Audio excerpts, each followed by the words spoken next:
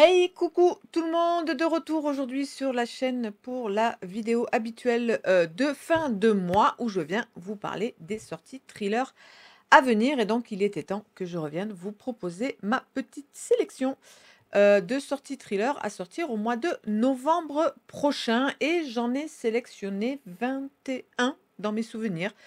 Donc, vous le savez, hein, en fin d'année, les sorties diminuent. C'est pas que dans le monde du thriller, hein. Si on ne compte pas les romances de Noël, qui évidemment explosent en ce moment.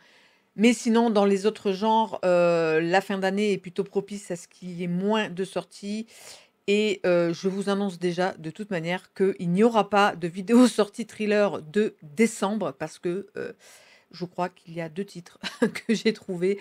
Donc voilà, ce sera, le dernier sortie thriller de l'année, le prochain quoique non, du coup, j'en ferai peut-être un, c'est toujours compliqué d'en faire un pour moi pendant les vacances de décembre, donc on verra. Peut-être à la toute fin décembre pour les sorties de janvier. Bref, revenons à nos moutons. Aujourd'hui, nous allons donc parler, de ces thrillers qui vont sortir au mois de novembre. Donc je vous ai dit, je vous en ai sélectionné 21. Comme d'habitude, je répète que cette sélection est non exhaustive, elle ressort de mes propres choix, ce qui me voilà, des titres qui me semblent, plutôt hypants, on va dire. Et donc voilà, comme d'habitude, si vous pensez, si vous trouvez que j'ai peut-être oublié un titre que vous jugez assez important de noter ici dans les sorties thrillers de novembre, n'hésitez pas en commentaire à nous le mettre et à mettre le titre et l'auteur et on ira voir cette sortie-là. Ben voilà, c'est tout pour moi. Donc ben, on démarre immédiatement. Donc je vais zioter comme d'habitude là-bas, hein, parce que j'ai les petites dates qui sont là-bas. Donc 1er novembre sortira La sixième vie d'Isabelle Clauzon qui va être donc édité chez les éditions Jet d'encre et ça va être, je pense, un petit thriller un peu cosy murder puisqu'on est avec un détective privé qui, le soir de la Saint-Patrick, va trouver un chat noir qui a l'air d'être à l'abandon et donc il va l'adopter. Les 2 vont rapidement, s'entendre. Ils vont tellement bien s'entendre que, il s'appelle Gérard, je crois, que le détective Gérard d'ailleurs, il va appeler son chat Patrick, parce que la Saint-Patrick, donc c'est Gérard et Patrick. Gérard le détective va se rendre compte qu'il, peut, rentrer en télépathie avec son chat, qu'ils entendent chacun les pensées de l'autre et justement ça tombe bien parce que, Gérard va être embauché pour résoudre une affaire de disparition d'animaux domestiques et donc il va se faire aider de Patrick et d'un journaliste de oui, Patrick le chat et d'un journaliste ou d'une journaliste, je sais plus. Et donc voilà, on va les suivre dans cette enquête de disparition d'animaux domestiques avec, je pense, cette thématique très présente de ce phénomène de télépathie entre Gérard et Patrick. Voilà, ça avait l'air sympatoche. Voilà, chat noir, en plus, ça fait un peu Halloween, donc voilà, je me suis permis de vous le mettre. Je ne sais pas du tout si ça sera fait dans un style jeunesse ou pas. Mais voilà, moi, en tout cas, je vous l'ai mis. On saute le... Non, on reste le 1er novembre. Et le 1er novembre sortira, j'ai la chance de l'avoir reçu, le nouveau roman de Peter Dampf. Peter Dampf, c'est allemand. Vous l'avez déjà croisé sur ma chaîne puisque c'est l'auteur qui avait écrit le sublime Mystère Jérôme Bosch. Rappelez-vous, j'avais adoré ce roman que j'avais lu avec mon petit tableau à côté, voilà, parce que dans le Mystère Jérôme Bosch, l'auteur va énormément parler de ce tableau, Le Jardin des Délices, de Jérôme Bosch, évidemment. Et donc, dans ce roman, on oscillait déjà entre la vie de Jérôme Bosch en 1511 et le musée du Prado actuel, musée du Prado à Madrid, où est exposé le Jardin des Délices. Et donc, avec cette nouvelle sortie, donc au 1er novembre, Peter Dampf reprend un petit peu la même formule, sauf que cette fois-ci, on va parler du peintre Caravage. On n'est pas très loin niveau... avec Bosch, on était au XVIe siècle. Là, on est au tout début XVIIe. On est en 1606. Et donc, on va être avec le peintre Caravage. Là, le tableau que l'on va suivre, c'est Salomé avec la tête de Saint Jean-Baptiste que vous voyez là. Donc, vous le voyez, il prend toute la couverture, mais on a souligné que certains petits détails. Et je pense que l'auteur va faire exactement comme avec Bosch. Il va s'intéresser à ces petits détails et à travers la description de ce tableau, on va nous parler de la vie de Caravage. J'ai très très hâte. Honnêtement, si c'est aussi bon que Bosch, ça va grave le faire. J'aime toujours autant chez Cherche Midi les gros chapitres. Tu sais à quel chapitre tu en es, au moins ça c'est bien. Et voilà, alors je ne sais pas s'il faudra une fois de plus que j'imprime le tableau pour le mettre à côté de moi, si on va vraiment rentrer dans des petits détails comme ça du tableau, mais j'ai très hâte, je vais très bientôt le lire. J'aimerais peut-être le lire pour le 1er novembre, ça serait cool. Juste avant le Black November, peut-être le 31, non. Oui, il y a un 31 au mois d'octobre, évidemment, Halloween. Voilà, j'aimerais vraiment le lire rapidement pour vous en parler. Et sachez, voilà, petit disclaimer, hein, je vous spoil un peu les concours du Black November, mais j'ai appris hier que Cherche Midi vous offrez les 2 tomes. Voilà, on peut l'appeler la duologie, on va l'appeler. Voilà, suivez bien le Black November puisqu'il y aura donc la duologie de Peter Dampf à gagner si ça vous intéresse. Donc voilà, moi c'est clairement un roman, je vais me jeter dessus. Nous sautons au 3 novembre, sortira un nouveau roman de Stephen King, hein. En soi, c'est toujours un petit événement quand même, du moins pour moi. Et donc ça s'appelle Après, vous savez, Stephen King est chez Albin Michel. Donc ici, on va suivre le petit Jamie qui a ce don, hein, je vous parle souvent de ce don que je n'aimerais surtout jamais avoir. Il a le don de voir et de parler aux fantômes. C'est un peu le petit bonhomme dans Sixième Sens. Sauf que il en a parlé qu'à une seule personne, à sa mère. Et sa mère lui fait comprendre que ce serait mieux qu'il n'en parle à personne. Donc ça reste un peu secret, mais voilà. L'histoire du roman fait que certains vont l'apprendre. Et on va partir dans 2 histoires en parallèle. Tout d'abord, Jamie va aider sa maman parce que sa maman, elle est attachée, de presse, voilà, elle est attachée de presse et l'auteur, dont elle s'occupe, va mourir en laissant son manuscrit, non fini et elle va demander à son fils de rentrer en contact avec l'auteur pour terminer le roman et à côté de ça, à faire peut-être un peu plus grave, une agente du FBI. Je ne sais pas par quel, voilà, par quel système elle va apprendre le pouvoir de Jamie. Elle va y croire et elle va demander à Jamie s'il peut rentrer en contact avec le fantôme d'un terroriste qui est mort. Mais ce terroriste, on a appris qu'avant de mourir, il avait décimé des bombes dans New York, je crois, je sais plus, dans une grande ville. Et donc c'est très grave, évidemment. Et donc on va demander à Jamie de rentrer en contact avec ce terroriste. Est-ce que la maman va vouloir? Donc voilà, je pense que l'auteur a voulu nous montrer 2 pans de comment on pourrait utiliser ce don. Ça a l'air, génial. Moi, ça me fait un petit peu penser à, au-delà du Sixième Sens, à un autre Stephen King. Évidemment, je pense au petit Danny Torrance dans Shining qui a aussi ce don. Donc j'ai très, très hâte de vraiment, voilà, de le recevoir, de le lire et de vite vous en parler. Les Stephen King, c'est souvent des romans que je me fais aussitôt reçus, aussitôt lus. Ensuite, nous restons le 3 novembre. Là, on va être dans du gros thriller domestique plutôt classique. Donc, on est avec une famille lambda, les parents, les enfants. Sauf que la maman a de plus en plus de suspicions que son mari la trompe. Mais elle va un petit peu oublier cette histoire puisque elle a des très grosses frayeurs liées à son voisin d'en face, qui lui fait très peur et d'autant que, ses filles vont commencer à lui dire qu'elles se sentent épiées quand elles rentrent de l'école. Il va y avoir des petites agressions et bah, là, le roman commence où il y a carrément une femme qui va disparaître et la dernière personne à avoir vu cette femme, c'est le fameux voisin d'en face et donc je pense qu'on va suivre, notre femme, hein, qui va un peu pas mener l'enquête, mais voilà, avec, cette histoire de voisin. Je ne sais pas si l'histoire du mari va être aussi importante, donc voilà, du gros classique, thriller domestique, voilà, c'est chez les éditions Hauteville, donc on sait plus ou moins à quoi s'attendre. Mais voilà, je vous l'ai mis parce que alors, autant moi peut-être je suis moins férue de ce genre, mais je sais que parmi vous, il y en a beaucoup qui aiment bien s'en faire de temps en temps, donc voilà. Sachez que le 3 novembre, il y en aura un qui sortira chez Hauteville, Je serai ton ombre de Lisa Jewell.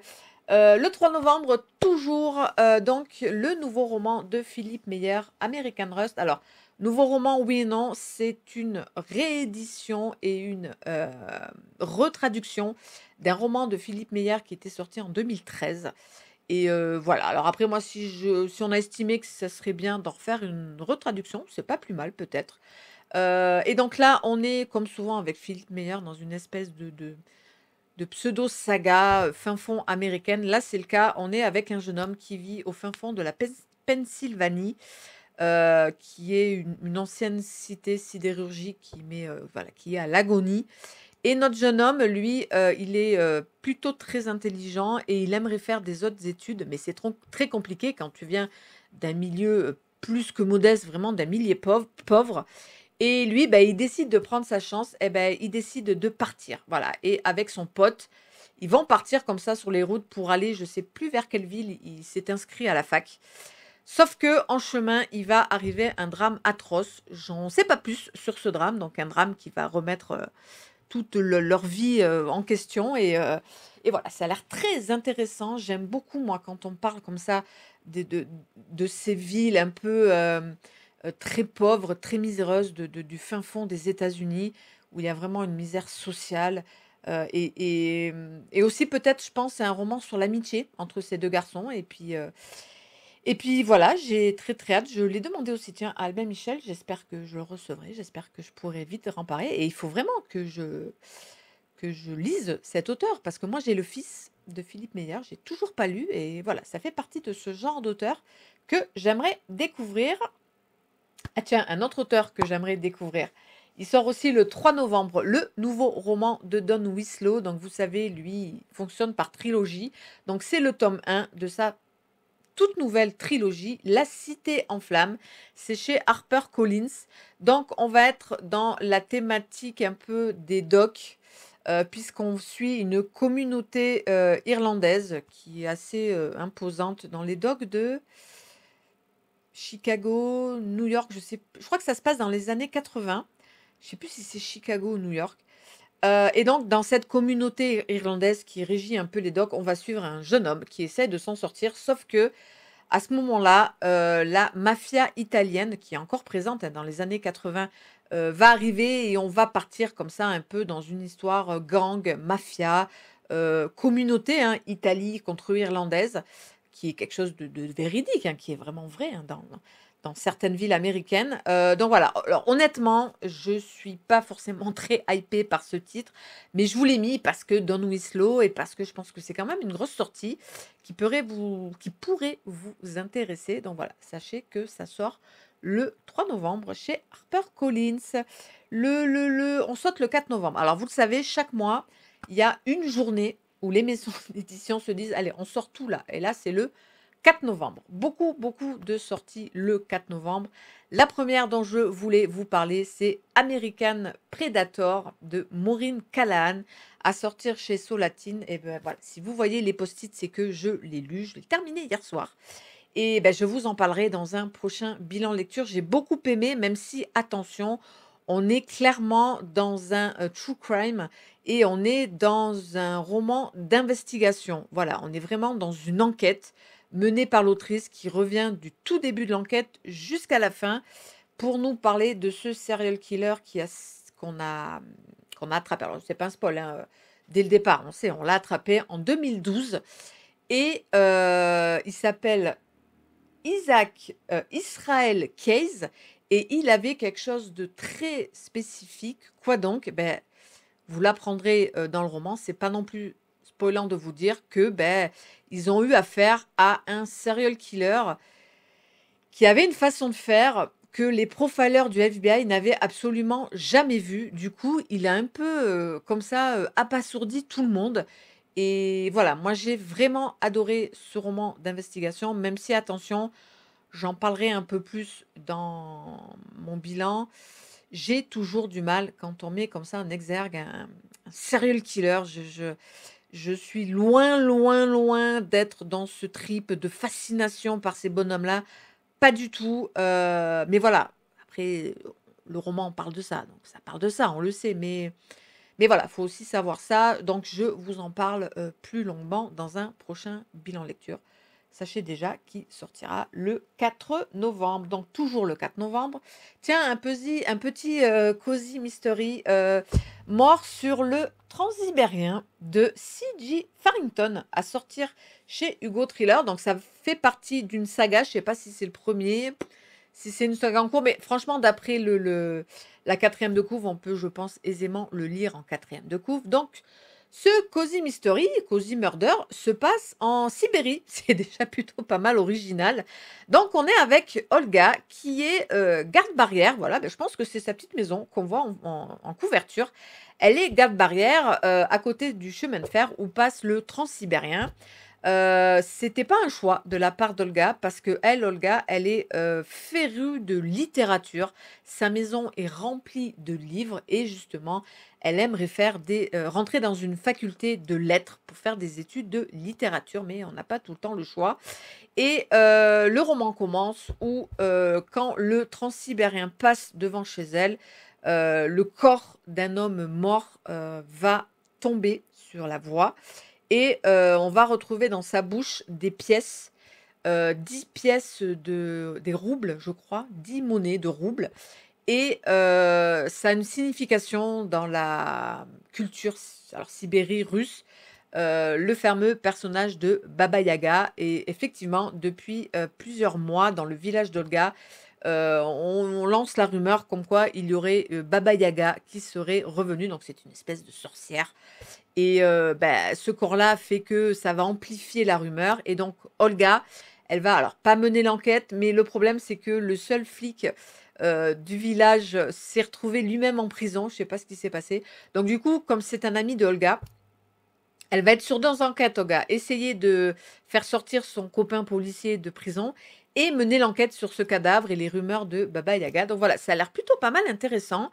Ambiance, hivernale, voilà, Cozy Mystery, à voir, à voir. Faut aimer, hein, quand, on a un personnage lambda, pas du tout flic, qui mène l'enquête. Faut aimer ça, de temps en temps, pourquoi pas. Donc, voilà, je vous l'ai mis parce que je trouve qu'il est vraiment de saison. Mort sur le Transsibérien, qui sort donc le 4 novembre. Le 4 novembre, on change complètement d'axe. On est avec Voyage au bout de l'enfer de Florent Marotta, à sortir chez les éditions Cosmopolis. Alors là, par contre, attention, roman très réaliste, très violent, très noir, puisqu'on est avec Lucie. Lucie, elle vient d'être promue capitaine à la PJ de Lyon. Et sa première enquête là-bas va les emmener, ben, le titre le dit, un voyage au bout de l'enfer et de l'horreur. À ça va s'ajouter ses propres démons à elle dans sa vie personnelle. Ça, c'est un classique, hein, dans les thrillers. Et donc, on va partir dans un thriller, d'après ce que j'ai lu, assez dans l'ésotérisme et l'horreur. Donc, voilà, façon la couve ne nous vend pas un Cozy Murder. Je pense qu'on est d'accord. Ça nous vend quand même quelque chose d'assez violent, d'assez morbide et voilà, c'est ce que dit la quatrième de couve, voyage en milieu un peu ésotérique et horreur. Donc voilà, si on est prêt à partir avec Lucie dans ce voyage-là, en tout cas, sachez que ça sort le 4 novembre. Le 4 novembre sortira aussi un bien drôle d'ouvrage qui a titillé ma curiosité. Donc, le nouveau roman de Robert Harris, Le Second Sommeil chez Belfond. Et là, donc, on va être. J'ai plus le siècle. Je n'ai plus le siècle. Je me demande si c'est pas le 15e ou le 12e. Je sais plus. Bref, dans un temps très reculé. Et on va suivre un prêtre qui va être appelé dans une autre abbaye parce que justement, un autre prêtre est décédé. Donc c'est lui qui doit faire, la messe solennelle et cetera et quand il va arriver là-bas, on va lui montrer la chambre du prêtre qui est décédé et là-bas, notre prêtre héros, va trouver de bien drôles d'objets qui, très rapidement, il va comprendre, ne font pas partie de notre époque à nous. Alors, parce qu'il parle d'une époque pré-apocalyptique. Alors, j'ai pas compris si c'est une époque très, très, très reculée en arrière ou très, très, très avancée. J'ai pas trop compris, mais je pense honnêtement qu'on va partir peut-être dans une thématique un peu voyage dans le temps. Je pense qu'il y aura une grosse part de fantastique. Attention, ça va être un roman à suspense historique, fantastique, avec, si j'ai bien compris, voyage dans le temps. Donc voilà, ça m'a l'air plutôt très spécial. Ça peut amener, je pense, selon comment l'a fait Robert Harris, une certaine densité. Ouais, ça peut être un roman vraiment très dense. Et j'ai très il me semble que je l'avais coché dans le catalogue de service presse de Belfond. Donc, bah, écoutez, moi, si je l'ai, j'essaie de lire et de vite vous en parler. Et puis, bah, peut-être que vous, il vous a déjà hypé. N'hésitez pas aussi en commentaire à nous dire les titres peut-être qui vous hype. Toujours le 4 novembre, donc un roman à sortir aux Nouvelles Plumes, Les Silencieuses de Arthur Cachet. Ouh, ça a l'air assez spécifique. On va être avec un serial killer que l'on appelle le metteur en scène parce que le roman commence où, par exemple, il va enlever le compagnon de notre héroïne et le serial killer lui dit, voilà, si tu ne fais pas tout ce que je te dis, je tue ton mec. Et il va lui envoyer comme ça, de temps en temps, une petite scène, un petit scénario qu'elle, elle va devoir faire. Alors, je ne sais pas quelle sorte de scénario il s'agit, mais elle doit faire tous ces scénarios pour que plus tard, lui, il libère son compagnon, sinon il le tuera. Et voilà, ça a l'air assez plutôt énigmatique. À voir, je ne sais pas du tout si on va rester dans du suspense ou on va partir vraiment dans un gros truc serial killer. Et pourquoi on l'appelle, enfin, oui, pourquoi on l'appelle le metteur en scène, j'ai compris, mais pourquoi il fait ça? Pourquoi il demande ça à ces femmes-là? Et voilà, petite curiosité à sortir le 4 novembre. Donc le 4 novembre, toujours, je vérifie, oui, toujours le 4 novembre. Voilà, je sais qu'il est très attendu, le nouveau roman de Karine Gable, qui est maintenant passé, attention, elle est passée chez Plon. Ça s'appelle Glen Afrique et attention, détrompez-vous, ce roman ne se passe pas du tout en Afrique. Glen Afrique, c'est une région d'Écosse. Et donc, dans ce roman, on suit un jeune homme qui a, alors je ne sais pas si c'est des déficiences mentales, mais en tout cas, il a, je ne sais pas s'il est faible d'esprit, etc. Mais en tout cas, voilà, sur la couve, il y a marqué, il est différent. Il se sent différent, il est différent des autres et il subit un énorme harcèlement. Je ne sais pas où, comment, de la part de qui. Et du coup, lui, il a qu'un rêve, c'est partir à Glen Afrique, donc en Écosse, là où était parti son frère, mais son frère a disparu. Et donc voilà, on va suivre ce jeune homme partir là-bas, mais le voyage va se transformer en voyage, comme d'habitude avec Karine Gable, hein, en un truc assez ultra violent. Donc, à voir. Moi, personnellement, voilà, vous connaissez maintenant mon ressenti avec Karine Gable. Je ne pense pas que je le lirai, mais voilà, je sais que c'est une autrice dont les sorties sont plutôt très attendues. Donc, je vous l'ai mis. Sachez donc qu'il sortira le 4 novembre chez Plon. Toujours le 4 novembre. Cette fois-ci, chez Presse de la Cité, sortira Un jardin de mensonges de Suzanne Fletcher, qui avait écrit. Cette autrice me parle. Je l'avais noté en plus qu'elle avait écrit. Je crois même que je l'avais lu. Mais c'est pas grave. Donc là, on est en 1914, donc la veille de la Première Guerre mondiale. On est avec Clara, je crois que c'est ça, Clara, qui souffre de ce qu'on appelle la maladie des os de verre. Vous savez, au moindre petit, si elle tombe, etc., elle peut se péter les os du bras, de la jambe. Voilà, je pense que vous connaissez tous malheureusement cette maladie. Et donc voilà, elle vit plutôt enfermée chez elle, choyée par sa maman qui lui raconte des histoires, qui lui raconte l'extérieur. Et le roman commence où elle a une vingtaine d'années et sa maman vient de mourir. Donc Clara doit se débrouiller un petit peu comme elle peut. Et Clara, elle est férue de botanique et justement, elle va réussir à trouver un boulot dans un domaine comme ça où il y a d'énormes serres. Et elle va là-bas découvrir le domaine, sauf que rapidement, elle se rend compte que ce domaine est un petit peu chelou. Elle rencontre pas souvent le propriétaire du domaine. Les serviteurs qui sont là semblent avoir très peur. Il y a des suspicions, il y a des drôles de bruits, des drôles de passages, etc. Et Clara, elle va être au milieu de tout ça et ça a l'air très intéressant.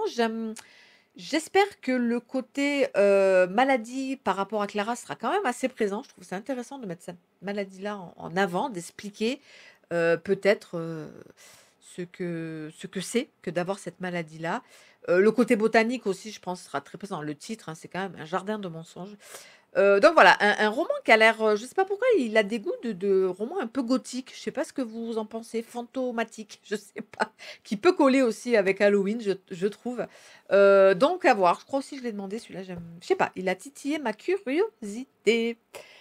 Le 4 novembre sortira aussi chez Tornada, donc Les yeux d'Iris de Magali Collet. Donc c'est en poche, hein, vous savez, tous les Tornada sortent au format poche. Alors celui-là, par contre, j'ai pas eu j'ai pas su avoir un résumé. On va être avec, je crois, 3 personnes, 2 meurtres, un suicide. Voilà, j'en sais pas plus. Après, voilà, les romans de Tornada, ils sont très petits. C'est souvent des moins de 250 pages, donc vaut mieux pas trop en savoir. Voilà, je pense que là, on va être dans du gros thriller. Voilà, Magali Collet, pardon. Je me rappelle plus ce qu'elle avait écrit. Je m'en souviens plus. Avec un papa qui séquestre des personnes. Je me rappelle plus de son titre. Bref, voilà, c'est assez noir, c'est assez pas morbide, mais voilà, c'est assez ambiance très noire, hein, attention. Donc, ben voilà, curiosité aussi de voir celui-ci. Nous continuons le 4 novembre toujours. Tiens, un petit polar historique, si vous en voulez. Voilà, c'est très connu. Les enquêtes de Nicolas Floch. Alors, je crois que l'auteur initial est décédé. Du coup, c'est Laurent Geoffrin. Si je dis pas une bêtise, j'espère que je dis pas une bêtise, mais il me semble hein, que voilà, Nicolas Le Floch est de retour. Donc là, on retrouve le fameux Nicolas Le Floch qui a fait beaucoup d'enquêtes pendant le règne de Louis XVI. Et justement, dans ce roman-là, on est au moment voilà, où Louis XVI doit se casser. Hein, c'est la fuite à Varennes, c'est ça. Et du coup, à ce moment-là, Nicolas Le Floch va devoir résoudre une affaire, mais il se rend compte de tout ce qui arrive, de la pré-révolution qui se prépare. Et surtout, lui qui avait mis tout son art et son honneur pour la cour de Louis XVI, il se retrouve un peu le cul entre deux chaises et il se demande, mince, dans cette affaire-là, parce qu'il sent qu'il y a des manigances encore, des manigances dans le pouvoir, est-ce qu'il doit continuer à soutenir Louis XVI ou est-ce qu'il doit prendre plutôt parti avec les citoyens? Donc voilà, on va retrouver Nicolas Le Floch. Je n'ai jamais lu aucune enquête de Nicolas Le Floch, mais voilà, je vous l'ai mis parce qu'il y a peut-être des fans et puis de temps en temps, un petit polar historique, ça fait aussi du bien. Je crois que c'est le dernier à sortir le 4 novembre. On est avec Un hôtel rue de la Paix de Florence Rode. C'est aux éditions du Caïman. Et celui-là aussi, il a vraiment attiré ma curiosité parce qu'on va être avec un tueur qui va choisir ses victimes et les exposer dans des rues, des boulevards, etc., qui correspondent au plateau du Monopoly, d'où le titre. Donc le roman commence, on va découvrir un meurtre rue de la Paix, puis après un meurtre boulevard de la Villette, puis je sais plus moi les noms, Vaugirard, voilà. Tout dans les quartiers comme ça qu'il y a dans les cases du Monopoly. Et je trouvais ça très curieux de voir pourquoi ce tueur tue ses victimes selon les cases du Monopoly. Et surtout, l'inspecteur qui va mener l'enquête va se rendre compte qu'il y a de drôles Voilà, on a l'impression que le tueur le connaît. Alors, c'est un classique, hein, les- le rapprochement entre le tueur et l'inspecteur. Mais je sais pas, il y a quelque chose ce truc du Monopoly, ça a attiré ma curiosité. Ça peut peut-être être un peu du Cozy Murder aussi, pas vraiment parce qu'on est avec un vrai flic, mais vous voyez ce que je veux dire? Ça, je sais pas, ça a attiré ma curiosité et voilà. On verra si ce roman croise notre route. Donc on saute au 10 novembre, sortira La part de l'ange de Maria Adolphson. On est donc chez De Noël avec un thriller anglais. On est dans, j'ai pu me rappeler, le Doglander, je crois que ça s'appelle ça, c'est vraiment au fin fond de l'Angleterre. On est donc avec une inspectrice qui va passer les vacances de Noël dans sa famille, mais voilà, famille avec laquelle c'est très compliqué. Du coup, elle s'emmerde un peu pendant ses réveillons. Et pendant qu'elle est là-bas, un meurtre va arriver dans une industrie. On va être dans la thématique de l'industrie de l'alcool en Angleterre. Donc, on l'appelle, ça vous dérange pas de venir le soir de Noël? Non, non, non, au contraire. Donc voilà, elle se casse de sa famille, elle va mener l'enquête. Et très rapidement, un deuxième cadavre arrivera le soir du réveillon de Nouvel An. Donc rebelote, elle est bien contente de partir. Et là, le deuxième cadavre, on va le retrouver justement dans une distillerie de whisky. Donc voilà, meurtre et entreprise d'alcool, ça a l'air plutôt aussi original. J'aime beaucoup la couve. Couve, soit dit en passant, qui peut correspondre à la 5e consigne du Black November. Donc voilà, aussi curiosité de voir ce petit thriller anglais. Je pense que là, tout va se jouer avec l'héroïne qui a l'air plutôt fandard. Donc voilà, à voir, à voir. Nous sautons au 11 novembre, sortira donc l'intégrale de la trilogie hambourgeoise de Kay Radmacher. Donc c'est un gros auteur de thriller historique, un petit peu, ouais, on compare à Philippe Kerr.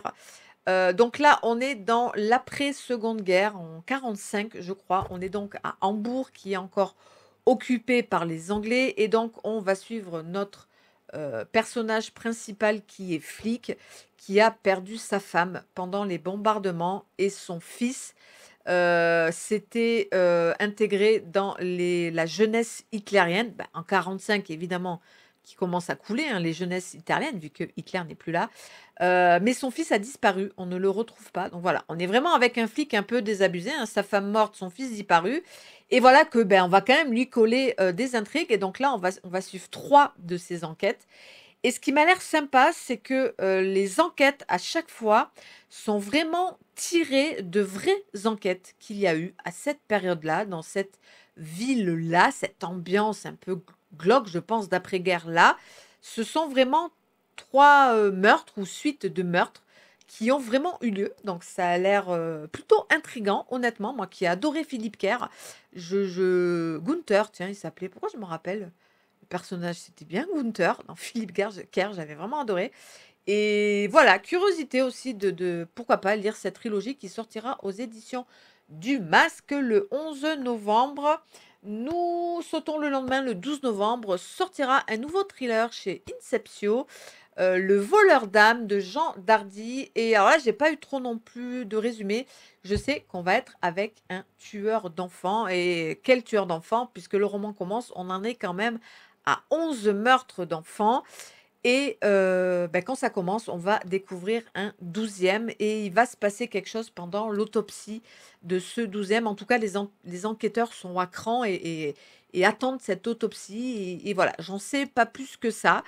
Et ça a l'air assez aussi, ben, dès qu'il est question d'enfants, de toute manière, c'est un peu ardos. Donc voilà, à suivre. Curiosité de ce petit thriller de chez Inceptio. On saute le 18 novembre, sortira Le Désosseur de Liverpool de Lucas West. C'est chez l'Archipel. Ben, comme le titre l'indique, on est en Angleterre à Liverpool. Et une rumeur court comme quoi il y aurait un tueur dans une forêt à côté d'un quartier de Liverpool. Et justement, le roman commence où une femme dit qu'elle a été agressée là-bas. Heureusement, elle s'en est sortie. Et quand les enquêteurs vont un peu voir où elle a été agressée, un peu plus loin, on va découvrir le cadavre d'une personne. Et ben voilà, la rumeur comme quoi il y aurait un tueur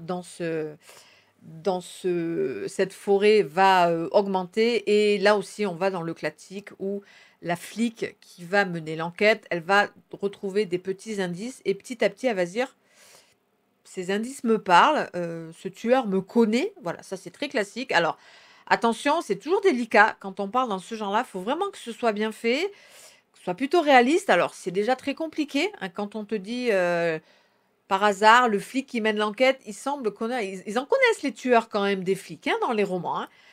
Bon, bref, faut quand même que ce soit bien foutu parce que voilà, on peut vite tomber quand même dans les invraisemblances. Donc, à voir. La couve m'a parlé. Voilà, ne vous promenez pas dans les bois aujourd'hui, à voir. Peut-être qu'en cette période d'Halloween aussi, ce côté un peu horrifique du bois, etc., le bois hanté par un tueur, ça peut le faire aussi. Donc, voilà, à voir. Et donc, le dernier dont je vous parlerai aujourd'hui, il s'agit de Secret boréal de Anna Raymond Gazelle aux éditions Le Méac et on est ici au Canada et on est avec une femme qui essaye de fuir un passé très violent et elle va donc acheter une maison, une petite cabane au fin fond d'une forêt au Canada.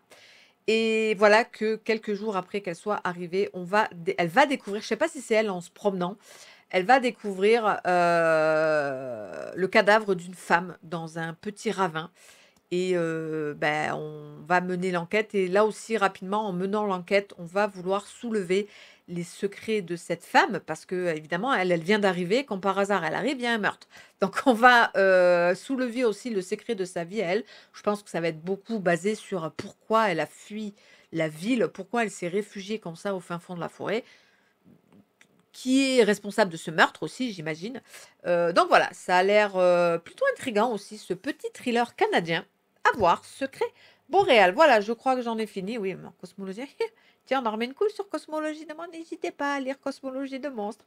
Donc voilà, j'en ai fini moi avec ma petite sélection, donc des thrillers de novembre qui me hypaient un petit peu. Bah, j'espère que ça vous a plu. N'hésitez pas, hein, je vous ai dit, à commenter, hein, ce qui vous plaît, ce qui vous hype moins peut-être. Donc pour rappel, il n'y aura pas les sorties thrillers de décembre. Je verrai si je ferai janvier.